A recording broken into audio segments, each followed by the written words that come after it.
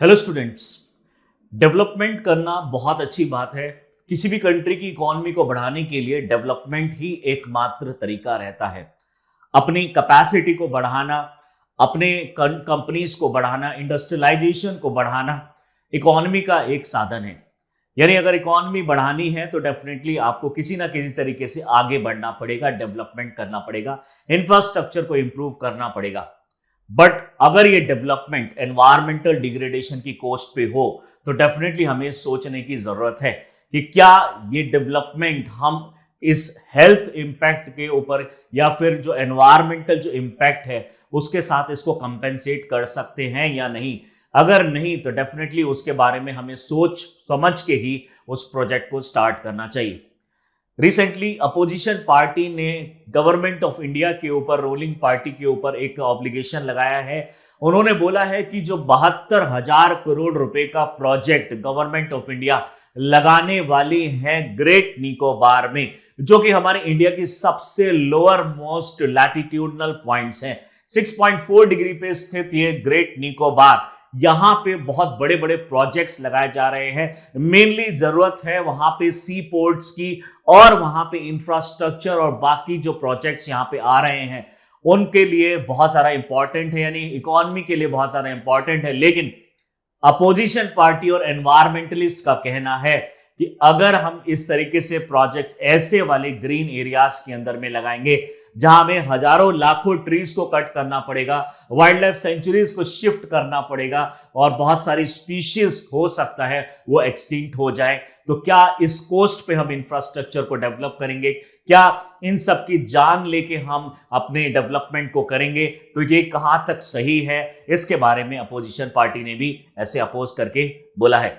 आइए इस चीज को समझते हैं कि क्या है ये project, what is this project all about, और इसके बारे में क्या एनवायरमेंटल कंसर्न है, अपोजिशन का क्या कहना है, कौन कौन सी वाइल्ड लाइफ सेंचुरीज और अफेक्टेड एरियाज होंगे यहाँ पे, और ये कौन सी लोकेशन पे स्थित है, यहाँ पे दूसरी कंट्रीज का क्या इसमें रिलेशन है, और हम इसको क्यों डेवलप कर रहे हैं, ऐसी क्या जरूरत हो गई थी कि इंडिया को ऐसी वाली लोकेशंस में सी पोर्ट्स बनाने पड़ रहे हैं, इंफ्रास्ट्रक्चर डेवलप करना पड़ रहा है और अपना डिफेंस का बेस यहां पे बनाना पड़ रहा है। आइए चीज को डिटेल में समझते हैं।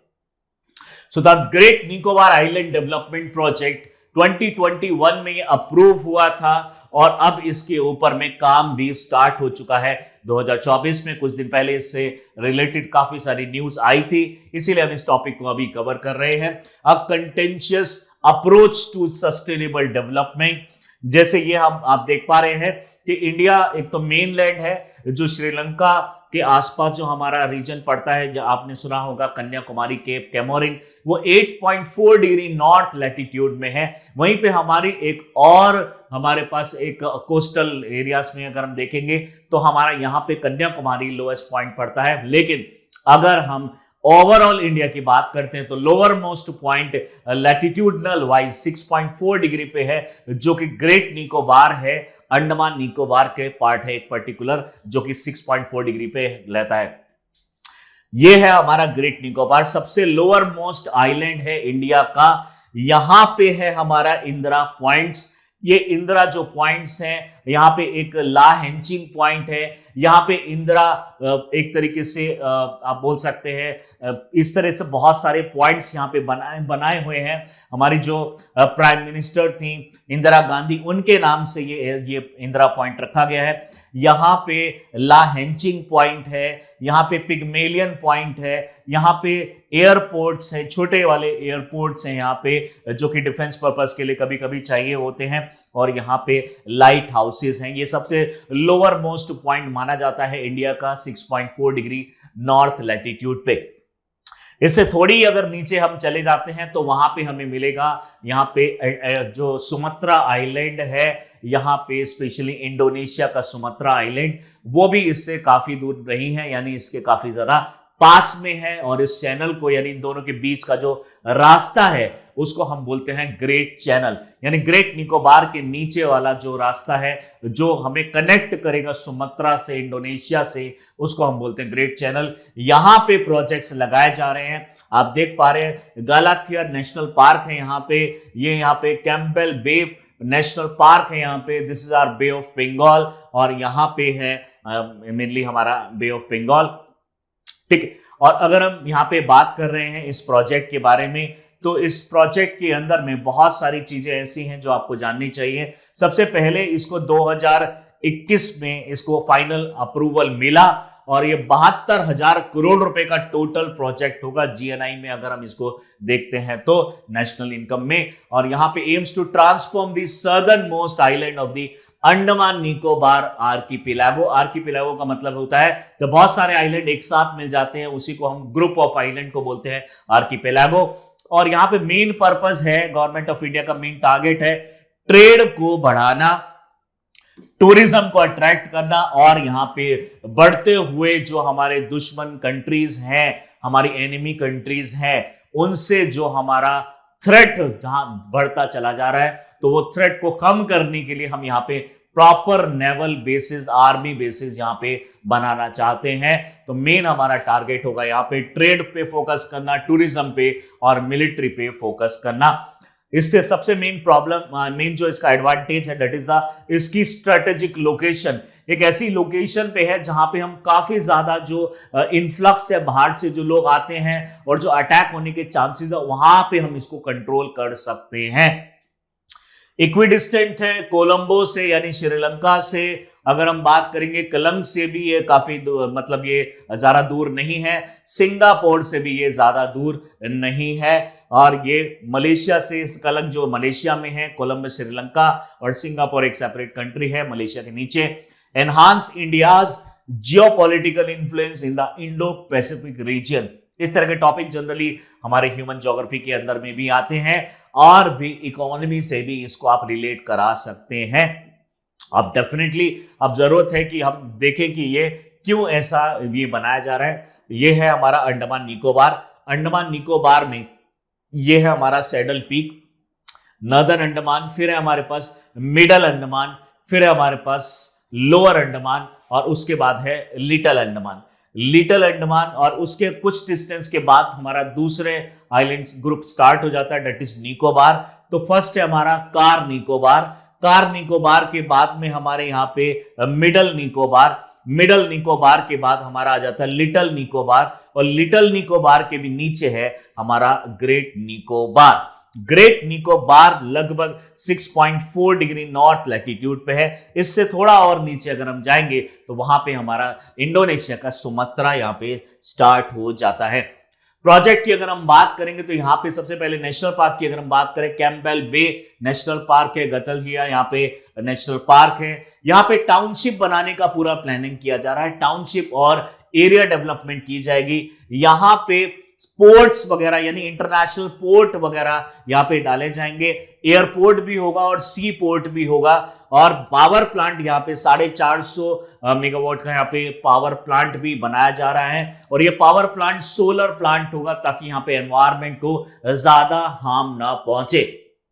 नो डाउट कि गवर्नमेंट ऑफ इंडिया ने पूरा ध्यान रखा है यहाँ पे कि हम पॉल्यूशन को ना बढ़ाएं और यहाँ पे जो लाइफ है वो एक्सटिंक्ट ना हो, स्पीशीज जो है वो ऐसी बनी रहे। गवर्नमेंट ने एश्योरेंस भी दिया है, लेकिन अपोजिशन पार्टी और एनवायरमेंटलिस्ट बोल रहे हैं कि डेफिनेटली कहीं ना कहीं यहाँ पे प्रॉब्लम हो सकती है और हमें अपने प्रोजेक्ट्स को देख के करना चाहिए, या फिर इसको अभी और पोस्टपोन कर देना चाहिए था, क्योंकि अभी सही समय नहीं है। एनवायरमेंटल पोल्यूशन इतना ज्यादा बढ़ चुका है कि यहां पे प्रॉब्लम भी बढ़ सकती है।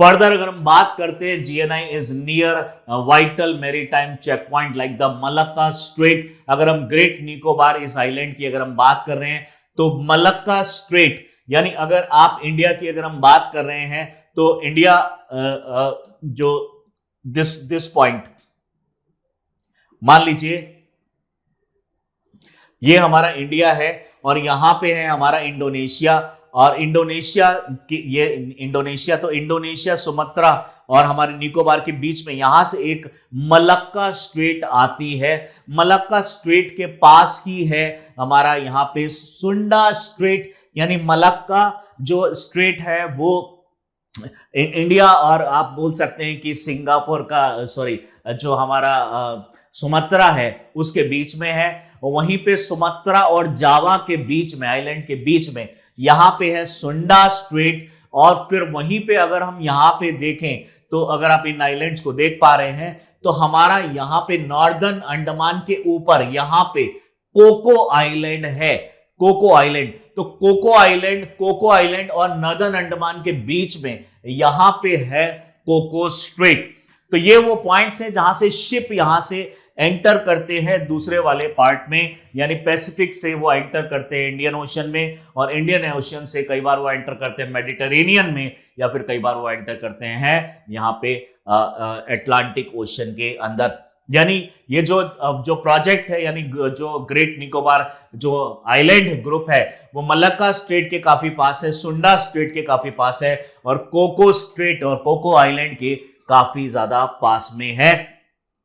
चाइना की बढ़ती हुई जो हमारी मिलिट्री असर्टिवनेस है, उससे हमें डेफिनेटली एक यानी कुछ स्टेप लेने पड़ेंगे चाइना के ऐसे एक्शंस को देखते हुए, क्योंकि कहीं ना कहीं हम देख पा रहे हैं कि चाइना कई बार हमारे जो उसके जो शिप होते हैं वो इंडिया के काफी बहुत ज्यादा क्लोज वहां पे डिप्लॉय कर देता है, जो कि एक थ्रेट भी जनरेट करता है इंडिया के अंदर में कि हो सकता है कि कभी अगर चाइना चाहे तो अटैक करने की, अगर तो डेफिनेटली हमारे पास भी कोई एक ऐसा एक तरीके से टूल होना चाहिए, एक ऐसा वे होना चाहिए जिससे हम इस थ्रेट को बचा सकें। The project support India security goal by enhancing naval presence and improving surveillance infrastructure in the Indo Pacific. Indo Pacific के अंदर में हमारी एक सर्वेलेंस बढ़ सकती है, मिलिट्री के लिए बहुत अच्छा है, और यहां पे हमारी इकोनॉमी के लिए भी बहुत ज्यादा अच्छा होगा अगर ये पूरा डेवलप हो पाता है।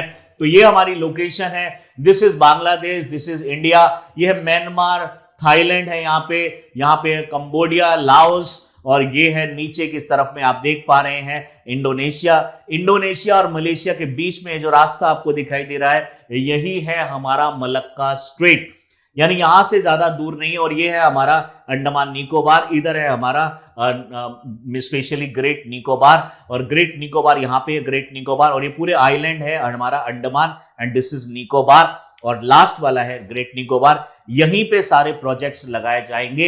ये प्रोजेक्ट का कॉस्ट होगा लगभग 72,000 करोड़ रुपए। बात करते हैं कि इसमें क्या क्या चीजें इंक्लूड होंगी। सबसे पहले तो यहाँ पे एक ट्रांसशिपमेंट टर्मिनल होगा, एक बहुत बड़ा पोर्ट बनाया जा रहा है। दूसरा है ग्रीनफील्ड इंटरनेशनल एयरपोर्ट यहाँ पे बनाया जा रहा है ताकि लोग आ जा सकें पूरा प्रॉपरली, और जो कॉरिडोर बनाया जाएगा इंटरनेशनल कंटेनर का, यानी बहुत बड़े लेवल पे हम यहाँ पे जो शिप को सर्विसेज प्रोवाइड करने वाले हैं। यहाँ पे टाउनशिप्स बनाए जाएंगे, क्योंकि जब ये सारी चीजें पहुंचेंगी तो लोग रहने के लिए यहाँ पहुंचेंगे, दूसरी कंट्रीज से भी लोग आएंगे, इंडिया से पूरे जो मेनलैंड से यहाँ लोग पहुंचेंगे, तो वहां पे रहने के लिए भी टाउनशिप और फैसिलिटीज देनी पड़ेंगी। तो वो टाउनशिप यहाँ पे बनाई जा रही है, और 450 मेगावाट का यहाँ पे gas and solar power plant लगाया जा रहा है ताकि एनवायरमेंट को बहुत ज्यादा प्रॉब्लम ना हो। So these are the main thing in this particular project. अगर हम इंटरनेशनल कंटेनर ट्रांसशिपमेंट टर्मिनल की बात करते हैं, it is actually aligned with the maritime Indian vision, जो हमारा 2030 का मैरीटाइम इंडियन विजन है। हमने इसके अंदर में सागरमाला प्रोजेक्ट और बहुत सारे प्रोजेक्ट भी लेकर आ रहे हैं। दूसरा है अमृतकाल विजन 2047 का, जो है जिसमें हमने इकोनॉमिक ग्रोथ करने के लिए सी पोर्ट लेड डेवलपमेंट की बात करी है, यानी हम सी पोर्ट के थ्रू डेवलपमेंट करना चाहते हैं। यानी डेफिनेटली और भी हमारे बहुत सारे सोर्स है, लेकिन एक और सोर्स हम इसमें ऐड करना चाहते हैं। आप जानते होंगे कि हमारे इंडिया के अंदर मेनलैंड में 16 बड़े पोर्ट्स हैं यहाँ पे, यानी अगर प्रॉपरली देखा जाए तो 12 बड़े पोर्ट्स हैं, जिसमें 4 और ऐड हो रहे हैं अभी कुछ टाइम में, और 200 से ज्यादा स्मॉल माइनर पोर्ट्स हैं जो कि प्राइवेट हाथों में हैं, और उसमें से काफी सारे ऐसे हैं जो अभी रिकॉग्नाइज्ड नहीं है, जहां पे टूरिज्म भी सपोर्ट होता है बट रिकॉग्नाइज नहीं है। तो अब यहाँ पे प्रॉपर सागरमाला प्रोजेक्ट के अंदर में इन सबको इंक्लूड किया जाएगा। अपने जो मेन लैंड के पोर्ट्स हैं उनको बढ़ाया जाएगा, प्लस में हमारे जो अंडमान निकोबार में सी पोर्ट है वहां पे भी बढ़ाया जाएगा। यानी यहाँ पे पूरा बड़ा सा प्रोजेक्ट यहाँ पे लगाने की प्लानिंग की जा रही है।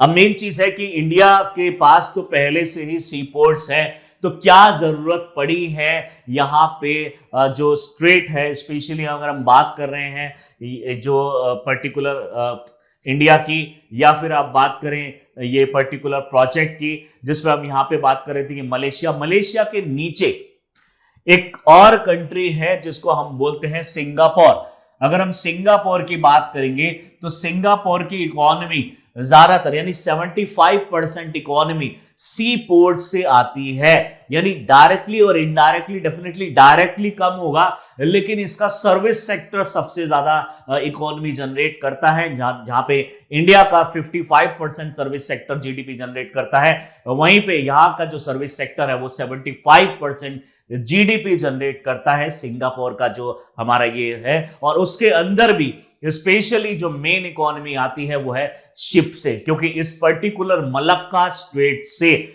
लगभग 90,000 से लेकर नियर अबाउट 90,000 से लेकर किसी साल में 1,20,000 शिप्स पास होते हैं। ये सबसे बड़ी चीज है। यहां पे आप सोच सकते हैं कि जहां से, जिस रास्ते से 1,00,000 से ज्यादा शिप पास होते हो और अगर आप उनको सर्विसेज प्रोवाइड कर रहे हैं, एक शिप से भी अगर आप 200-400 करोड़ रुपए का ट्रांसपोर्ट या फिर ऐसे एक्सचेंज इंपोर्ट एक्सपोर्ट कर रहे हैं तो कितनी ज्यादा इकोनॉमी आप जनरेट कर सकते हैं। तो डेफिनेटली यही इन्होंने सोचा, सिंगापुर ने मलेशिया से सेपरेट होके, तो उन्होंने सोचा कि मलेशिया के नीचे एक छोटा सा एक कंट्री बन गया ये हमारा सिंगापुर। और सिंगापुर ने धीरे धीरे करके ये वाली सर्विसेज प्रोवाइड करके, यानी ट्रांसशिपमेंट की सर्विसेज प्रोवाइड करके पूरे जो पैसिफिक से लेकर इंडियन ओशियन तक का जो मूवमेंट है उसको एक तरीके से बहुत ही ज्यादा अच्छी तरीके से सर्विस प्रोवाइड करके अपनी खुद की इकोनॉमी काफी ज्यादा स्ट्रॉन्ग कर ली है। हालांकि इनकी इकोनॉमी इंडिया से काफी कम है, $1 ट्रिलियन से भी इनकी इनकम कम है, इन इकोनॉमी कम है। हमारे यहाँ पे $3.7 ट्रिलियन है, बट अगर हम कंट्री के साइज पे जाएं तो ये हमारे गोवा के बराबर, यानी हमारा जो एक स्टेट है गोवा, उसके बराबर की ये कंट्री है, या उससे थोड़ा बहुत बड़ी कंट्री है। और इस कंट्री ने हमारे इंडिया के यानी जो $3.7 ट्रिलियन इकोनॉमी है और इनका जो इकोनॉमी है वो लगभग हमारा $0.7 ट्रिलियन इकोनॉमी है। Definitely it's a matter of concern. ये छोटी सी कंट्री सिर्फ शिप से और इन सारी सर्विसेज को प्रोवाइड करके इतनी ज्यादा जीडीपी कैसे जनरेट कर सकती है। तो वो चीजें हम इंडिया भी कर सकते हैं, क्योंकि हमारी लोकेशन इंडोनेशिया से बहुत ज्यादा दूर नहीं है। वही सारी सर्विसेज अगर हम प्रोवाइड कर दें तो डेफिनेटली हम भी अपनी इकोनॉमी को और इंप्रूव कर सकते हैं। फर्दर अगर हम बात करते हैं तो इसके अंदर में जो एनवायरमेंटल कंसर्न है, सबसे बड़ा कंसर्न है कि यहाँ पे कुछ एंडेंजर्ड स्पीशीज रहती हैं। लेदरबैक टर्टल की स्पीशीज यहाँ पे दिखाई देगी, निकोबार मेगापोड दिखाई देंगे जो कि सिर्फ यहां दिखाई देते हैं। This is endemic to this particular place. अगर ऐसे प्रोजेक्ट स्टार्ट होते हैं तो इस तरह की जो स्पीशीज है वो खत्म हो सकती है। 9.6 लाख ट्रीज को कट करना पड़ेगा, disrupting the habitat and carbon sequestration with irreversible consequences for the island rich ecosystem and the biodiversity. आप सोच सकते हैं कि 9-10 लाख ट्री कितने टाइम में ग्रो होते हैं और कितना उनके लिए हमें सर्विसेज देनी पड़ती है, तब जाके इतना बड़ा फॉरेस्ट ग्रो होता है। एक झटके में सारे के सारे फॉरेस्ट को खत्म कर दिया जाएगा जस्ट बिकॉज कि हमें वहां पे इंफ्रास्ट्रक्चर डेवलप करना है।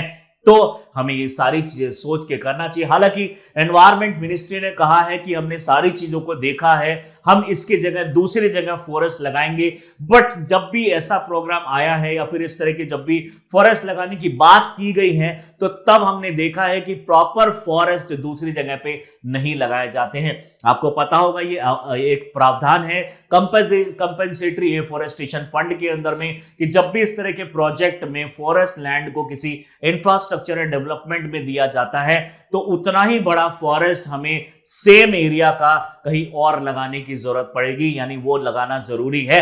और अगर आप सेम जो फॉरेस्ट है वो किसी डिग्रेडेड लैंड में ग्रो कर रहे हैं तो आपको उसका ट्वाइस ग्रो करना पड़ेगा। उदाहरण के तौर पे अगर आपने 1 हेक्टेयर यहाँ पे फॉरेस्ट में ट्रीज कट किए हैं और आपको लैंड अलॉट हुई है तो आपका ये फर्ज है कि आप 1 हेक्टेयर के बराबर किसी दूसरे लैंड में फॉरेस्ट ग्रो करेंगे, और अगर दूसरी लैंड अगर बैरन लैंड या फिर डिग्रेडेड लैंड हुई तो आपको 2 हेक्टेयर में फॉरेस्ट लगाना पड़ेगा, और एटलीस्ट 3 साल के बाद आपका यह प्रोजेक्ट अप्रूव होगा।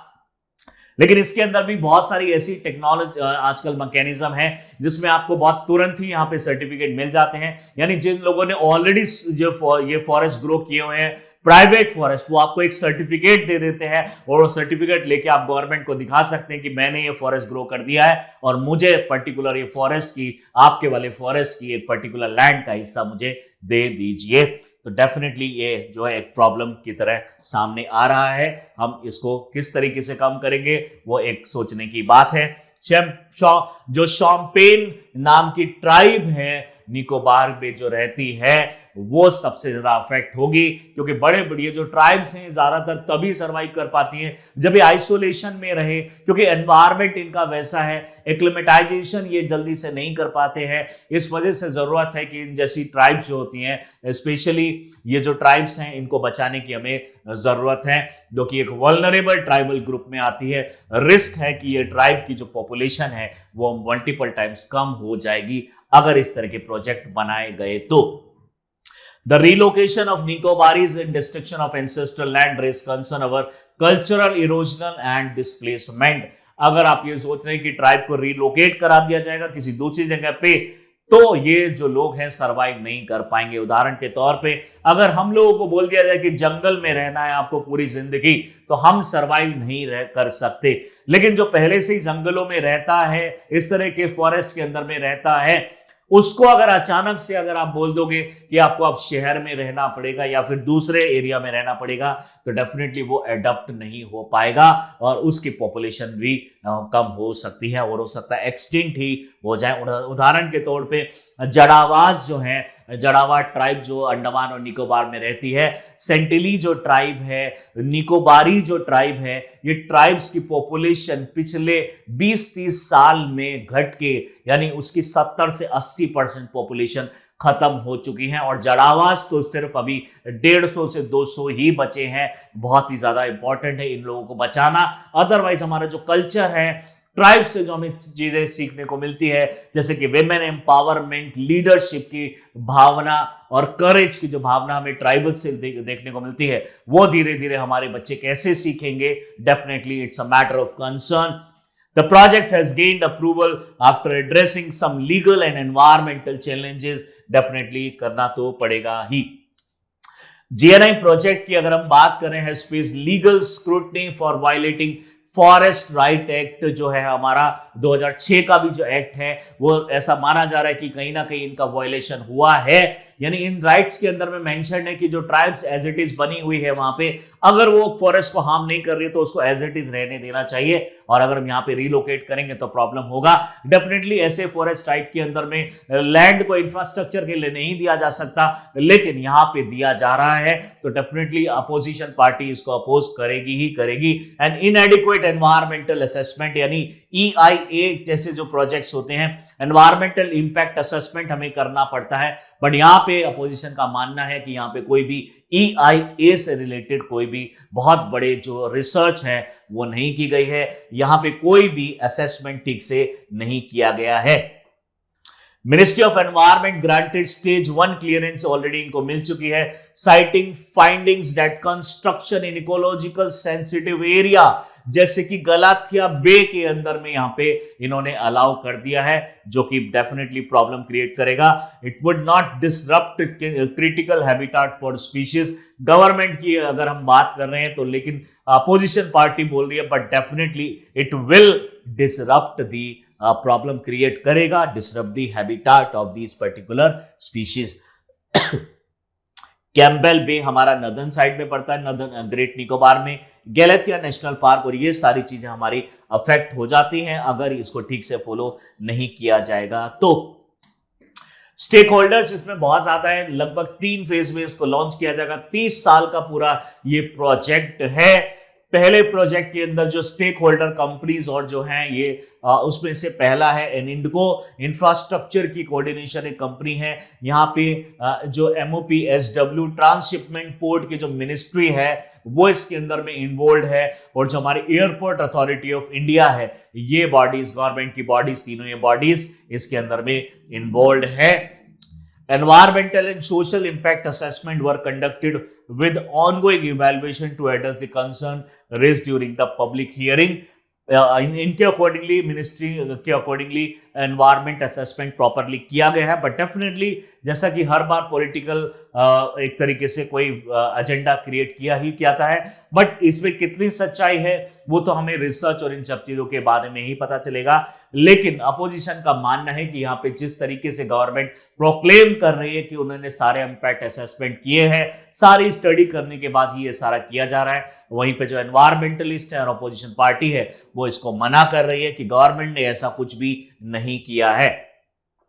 डेफिनेटली इकोनॉमी वाइज देखें तो एक बहुत बड़ा बिजनेस हम जनरेट कर सकते हैं, जॉब्स यहां पे जनरेट कर सकते हैं। यानी जो सिंगापुर आज के टाइम पे प्रोवाइड कर रहा है दूसरी कंट्रीज को सर्विसेज, वो सर्विसेज हम प्रोवाइड कर सकते हैं। और हमारे लिए एक बहुत अच्छी बात है कि ऑलरेडी हम निकोबार से बहुत ज्यादा एक तरीके से लिंक बहुत अच्छा है इंडिया का, और निकोबार से जो कनेक्टिविटी है दूसरी कंट्रीज की वो भी बहुत ज्यादा अच्छी है।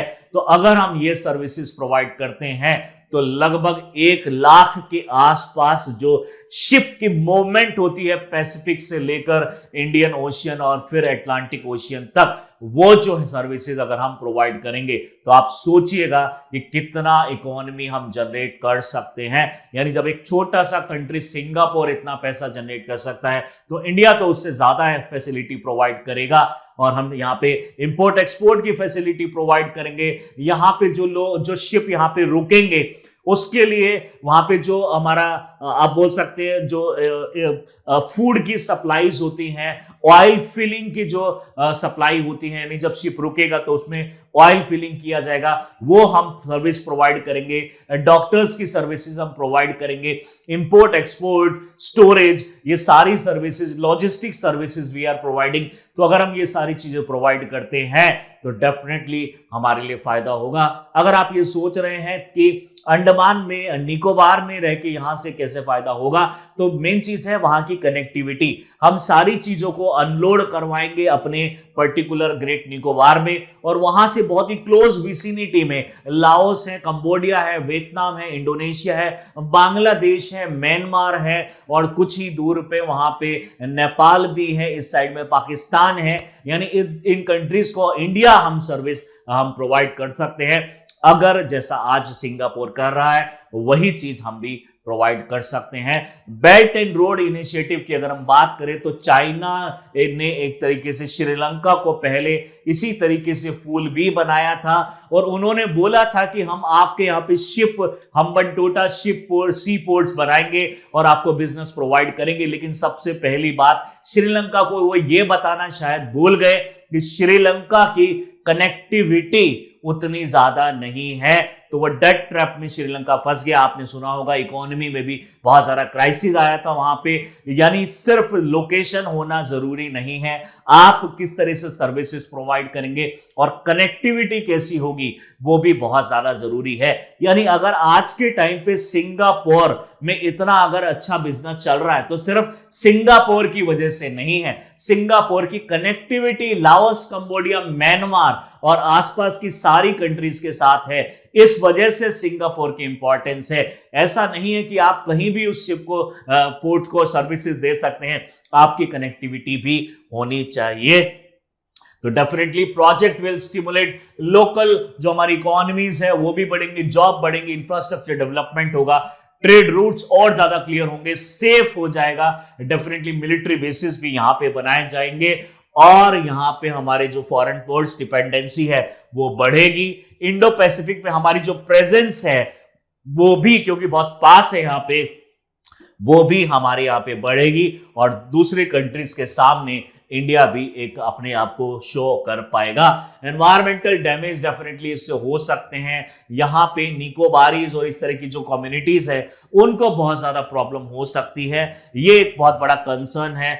ट्रांसपेरेंसी और इन सब चीजों की जरूरत है। यानी गवर्नमेंट को चाहिए कि जो भी प्रोजेक्ट किया जा रहा है उसको क्लियर कट अपोजिशन के सामने भी रखे और उनसे भी सलाह ली जाए। डेफिनेटली एक प्रोसीजर भी है, जब भी कोई बड़ा प्रोजेक्ट होगा तो अपोजिशन पार्टी के जो लीडर होता है उससे प्रोजेक्ट को एक तरीके से मंजूरी मिलना चाहिए। लेकिन यहाँ पे अपोजिशन पार्टी के जो लीडर है वो बोल रहे हैं कि हमसे ज्यादा परमिशंस नहीं ली गई है और प्रोजेक्ट को किसी दूसरे रूट से इन्होंने पास कर दिया है। तो डेफिनेटली यहां पे ट्रांसपेरेंसी बरतने की जरूरत है। वे फॉरवर्ड में अगर हम देखें तो to mitigate socio environmental impact the project must adhere to the strict environmental safeguard करने चाहिए। इंडिजीनियस कम्युनिटी के बारे में सोचना बहुत जरूरी है और कहीं ना कहीं इकोनॉमी भी हमारे लिए जरूरत है, इसलिए बैलेंस बनाने की जरूरत है। यहाँ पे हम बैलेंस बनाएं इकोनॉमी और एनवायरनमेंट के बीच में, ताकि हमारी जो पैसा भी हमें मिले, जॉब्स भी यहाँ पे क्रिएट हो, इंफ्रास्ट्रक्चर भी डेवलप हो, डिफेंस भी हम कर पाए और दूसरी जगह हम यहाँ पे एनवायरमेंटल डिग्रेडेशन भी ना करें, तो हमारे लिए ज्यादा बेटर रहेगा। Most important topic for next year UPSC examination, यानी इस तरह के टॉपिक आते ही रहते हैं, आपने देखे ही होंगे। यूपीएससी में जब भी एनवायरमेंटल कोई बड़े प्रोजेक्ट्स आते हैं तो इस तरह के प्रोजेक्ट से रिलेटेड आपके कई बार हो सकता है फिर ज्योग्राफिकल पॉइंट ऑफ व्यू से पूछ लिया जाए, या हो सकता है कि इकोनॉमिकल पॉइंट ऑफ व्यू से पूछ लिया जाए। और ये टॉपिक जो है अभी मैंने जो किया यहाँ पे हम लोगों ने जो आपके सामने किया, डेफिनेटली ये एक बहुत इंपॉर्टेंट टॉपिक है ज्योग्राफी पॉइंट ऑफ व्यू से, इकोनॉमी पॉइंट ऑफ व्यू से, डेवलपमेंट पॉइंट ऑफ व्यू से। और इस तरह के हम जो वीडियोस बना रहे हैं उसको देखने के लिए do subscribe our channel Chahal academy. Thank you.